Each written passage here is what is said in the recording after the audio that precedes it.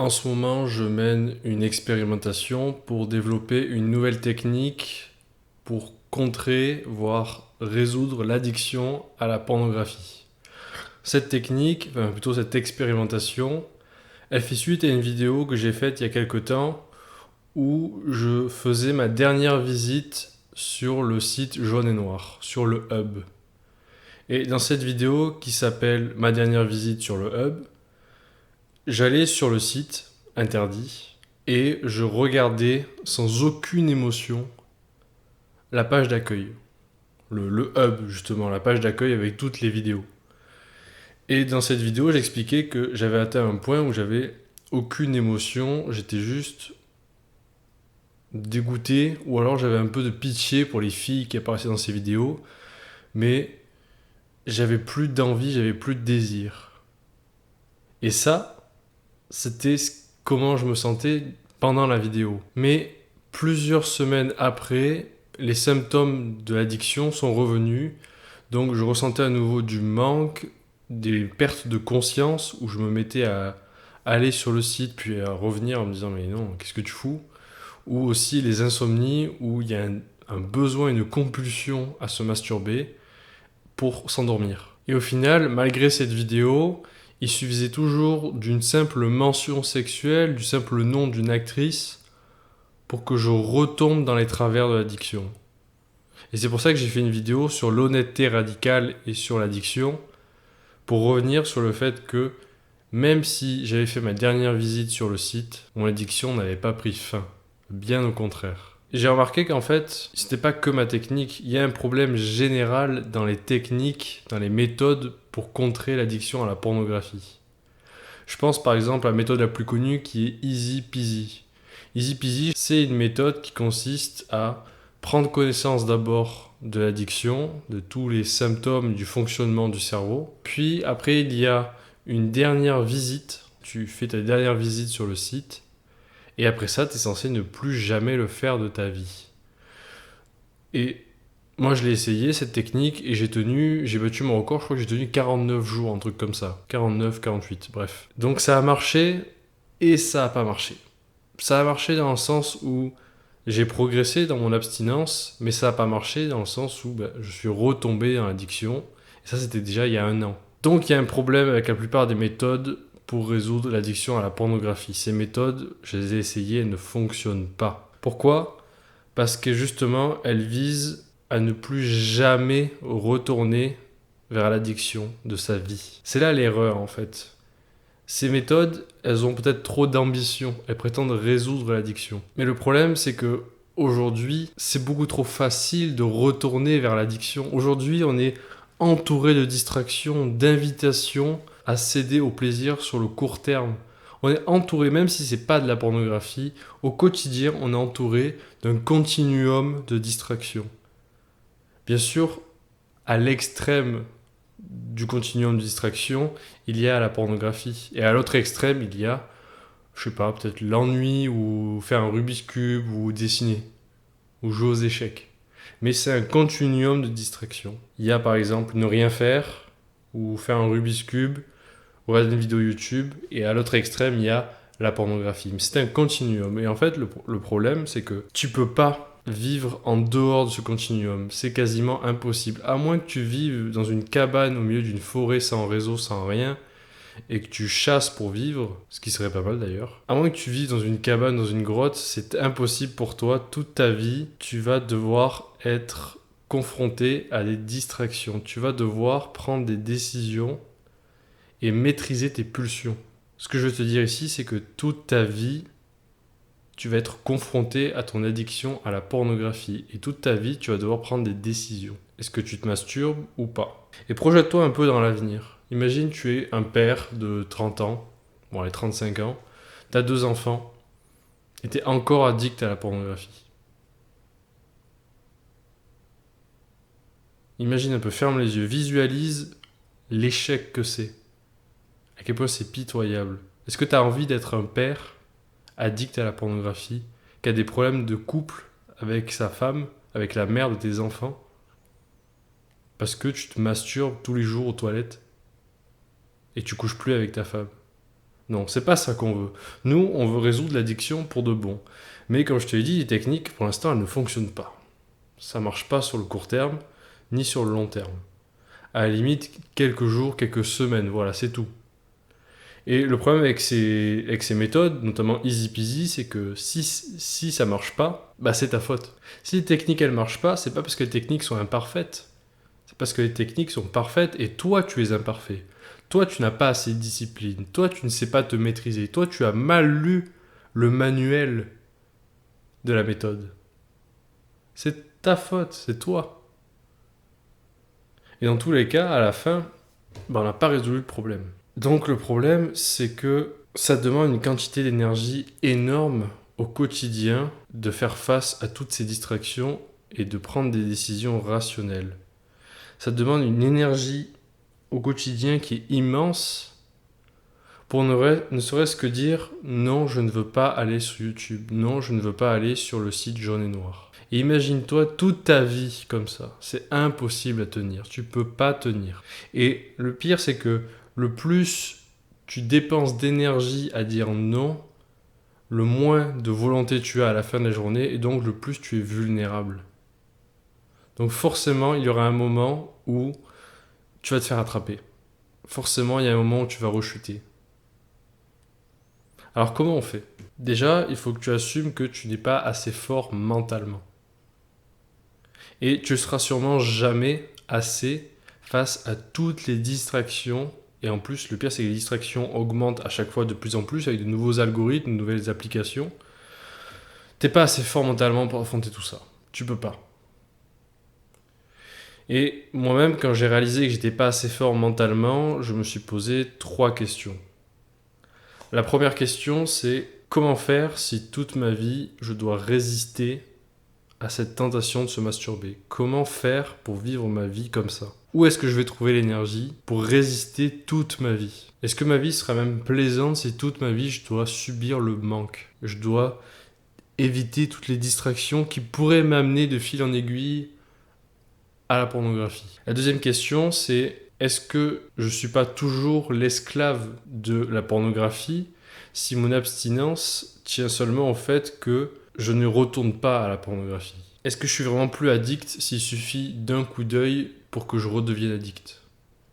Est-ce que je suis vraiment plus alcoolique s'il suffit d'une goutte d'alcool ou juste la vue d'une bouteille de bière pour que je retombe dans l'addiction? Est-ce que vraiment j'ai vaincu mon addiction? Parce que comme je te l'ai dit, si ta abstinence tient au simple fait de ne pas aller sur le site, de ne pas voir, de ne pas entendre quoi que ce soit qui ait lien avec le sexe, tu vas pas tenir longtemps. C'est pas possible de vivre comme ça. Tu vas forcément dans ta vie être confronté à nouveau à la pornographie. Ça va revenir.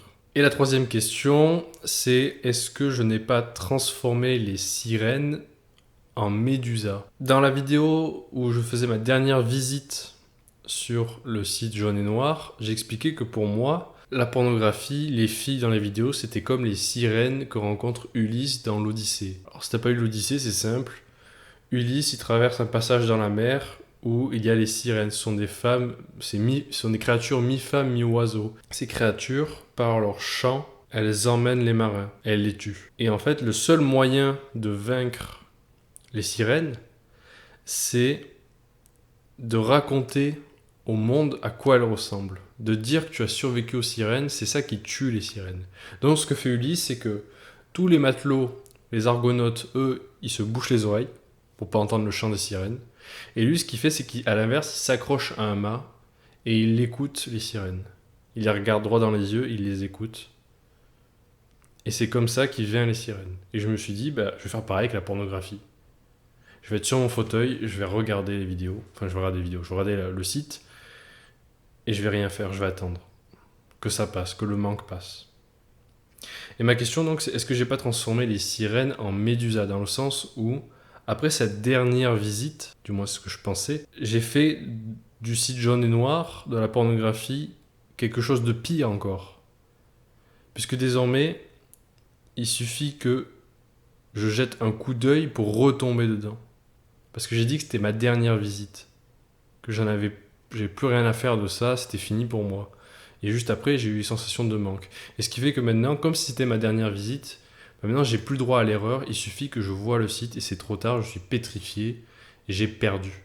Et avec ces 3 questions, la seule certitude que j'avais, c'est que je ne voulais plus être vulnérable à la pornographie. Je ne voulais pas seulement ne plus être addict, mais plus vulnérable. C'est-à-dire que si je voyais du contenu pornographique, ça ne faisait rien, je retombais pas dans l'addiction, je savais me contrôler. Pourquoi je veux être plus vulnérable à l'addiction à la pornographie? C'est parce que ça a déjà détruit toutes mes relations précédentes.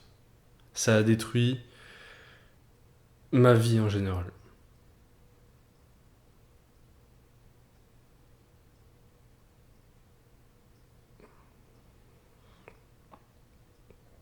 Je ne veux pas être un père addict à la pornographie. C'est peut-être ma motivation principale pour arrêter tout ça, c'est que je veux pas que mes enfants aient un père addict à la pornographie.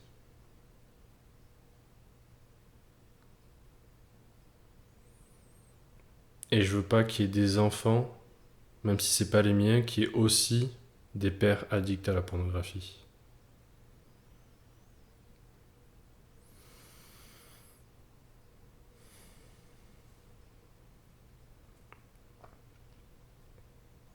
Le truc, c'est que je peux pas faire disparaître la pornographie. Je peux pas la faire interdire, c'est quelque chose d'humain. C'est quelque chose de naturel au sens où si je supprime toute pornographie d'internet, ça va réapparaître dans la seconde. Je peux pas faire en sorte que plus personne ne se masturbe non plus. Je peux pas sauver tout le monde. C'est déjà que je me sauve moi-même.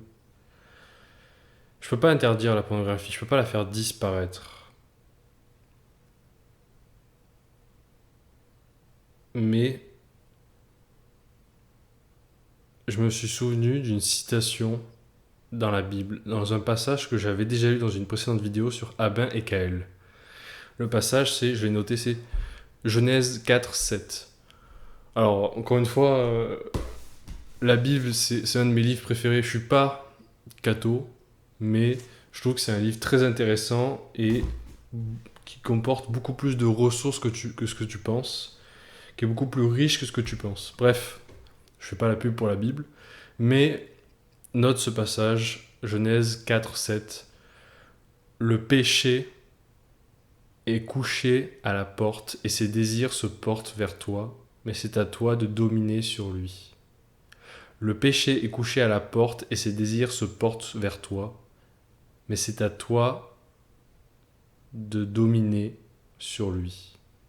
Genèse 4, 7. Quand je me suis souvenu de cette citation, de ce passage, il y a eu comme une illumination en moi. Je ne briserai pas mon abstinence lorsque je jouirai. Je ne briserai pas non plus mon abstinence lorsque je me masturberai. Le moment où je briserai mon abstinence, ce sera lorsque j'aurai cliqué sur ce site. C'est à ce moment précis. C'est ni avant ni après, c'est à ce moment-là. En fait, le combat de l'addiction, il a lieu entre ton cerveau et ta main. Il a lieu là, si tu veux. Il a lieu là, sur l'épaule, entre ta main et ton cerveau. Le combat contre la pornographie, il a lieu là. Et d'ailleurs, je faisais la blague de l'épaule, mais il a lieu là. Sur tes épaules, qu'est-ce qu'il y a dans les religions? Il y a des anges qui te parlent. Il y a un ange à droite qui est bienveillant et un ange à gauche qui est malveillant. Donc oui, c'est vraiment ça, c'est au milieu entre le cerveau et la main. C'est là qu'a lieu le combat. Et donc comment on fait pour combattre? On en vient à la technique que j'ai trouvée. Il y a ce qui s'appelle la thérapie par exposition progressive. Alors c'est simple, c'est une thérapie pour soigner soit les addictions, soit les phobies, soit les troubles obsessionnels compulsifs. Et en fait, même si c'est des problèmes très différents, finalement, la solution est un petit peu la même. Thérapie par exposition, c'est simple, c'est une exposition progressive à ce qui active la réaction compulsive. Par exemple, quelqu'un qui a peur des ascenseurs, on va le faire approcher de plus en plus proche de l'ascenseur. À 5 mètres, on lui dit fais un pas de plus et un pas de plus, on l'accompagne comme ça, jusqu'à ce qu'on entre dans l'ascenseur. Ou alors, quelqu'un qui mange compulsivement, on va lui mettre devant de la nourriture, des chips, des barres de céréales, tout ce que tu veux, des glaces, et il ne doit pas les toucher. Et donc je me suis dit, est-ce qu'on peut pas faire pareil avec la pornographie? Et oui, on peut. Tu ouvres un onglet de navigation privée le matin, tu cliques, tu cherches le site jaune et noir, et tu restes sur la page 18 ans et plus. Normalement, tu as une page où tu peux dire, oui, j'ai 18 ans et plus, je rentre. Tu restes sur cette page. Et tu gardes cet onglet ouvert toute la journée. En arrière-plan, tu le gardes ouvert toute la journée. Et le soir, avant de te coucher, tu prends 5 minutes, tu mets ta main sur ta souris, tu déplaces la souris sur le bouton oui, j'ai 18 ans et plus. Et là, tu ne fais plus rien. Tu gardes ta main sur la souris, tu regardes le site, la page noire. Et le défi, c'est de ne pas cliquer. 5 minutes, tu mets un chrono, 5 minutes, la main sur la souris, le doigt comme ça, là, prêt à cliquer, et tu ne cliques pas. Tu ne cliques pas. Et ce qui va se passer, c'est que ça va défaire la connexion entre l'indice, le site, ton cerveau et ta main. Ça va défaire cette connexion parce que maintenant il y a une nouvelle connexion, c'est quand je vois ce site, je ne fais rien. Je m'immobilise, je me paralyse, je ne fais rien. Donc voilà, je te conseille de faire ça tous les soirs. Moi, actuellement, je dois le faire depuis à peu près un mois et je pense que c'est la technique la plus efficace que j'ai trouvée jusqu'à présent. C'est la technique la plus efficace parce que je gère de mieux en mieux les situations de manque. Avant, j'étais abstinent pendant pas mal de temps, et puis les situations de manque revenaient, et j'étais pas prêt, j'avais pas la force mentale pour faire face à ces moments de manque.